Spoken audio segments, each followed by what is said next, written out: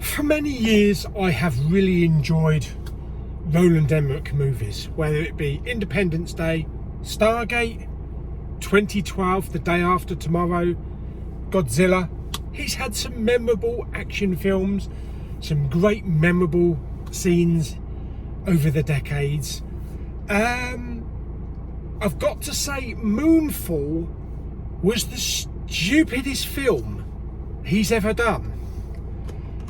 The concept of this film is beyond ridiculous.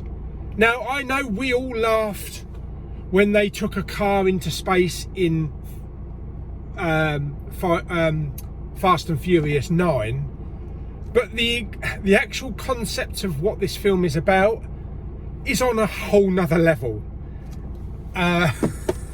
Without going into any spoiler territory, I'm going to drive home while I'm doing this review because Dad's waiting to order a Chinese. This film is directed by Roland Emmerich. It stars Patrick Wilson and Halle Berry, and I can't remember the guy's name, but he played Samwell Tarly in Game of Thrones, and he's kind of like a I've forgotten the phrase now. I've forgotten what they called him. He's someone, I can't remember the actual term, but he's someone that analyses and studies huge buildings, huge bodies. No, he's not studying me. At the beginning of the film, Patrick Wilson and Halle Berry are flying a space shuttle mission in space, and as you see in the trailer, the shuttle gets attacked by this weird flying entity that looks like the black smoke from Lost. Disaster happens. NASA don't believe what really happened, so Patrick Wilson gets brushed to one side and just called a disgrace. And then one day, Samwell Tarly, I can't remember his real name, but his character discovers that the moon's orbit is changing and is coming out of alignment. Now, we get the usual disaster bits in this film: tidal waves, volcanoes, not as much as in some other disaster films, and it appears that they've only got like 3 weeks left. You know, the moon is going to crash into the earth, and they have to send someone to try and stop the moon from falling. That's all I'm going to say. That's all I'm going to say about the story itself. It's the way that it was, not so much the way that it was handled, but the concept of the last half an hour is bloody stupid. I like Roland Emmerich disaster films. I want to talk about it, but I can't talk about certain points because it is spoiler territory. It reminded me, the last half hour reminded me of an old Star Trek Next Generation episode when Scotty was trapped in the transporter buffers for like 70 years. Do you remember that episode? Do you remember what the episode was about? From a scientific point of view, it's stupid. It's baffling. You can't believe that they actually did this with the story. If the film had just been a disaster movie like The Day After Tomorrow, where it was heavy emphasis on characters and you connected with those characters and we had lots and lots of disaster moments, then I think it would have been a better film. But the way that they went with it is beyond believability. Really, like I say, the scene in Fast and Furious 9 has nothing on this, seriously. I mean, it is a bit of fun, you know, the disaster film. There's some good special effects. The acting's pretty good from all round. There's no emotional connection with the characters though, and their families.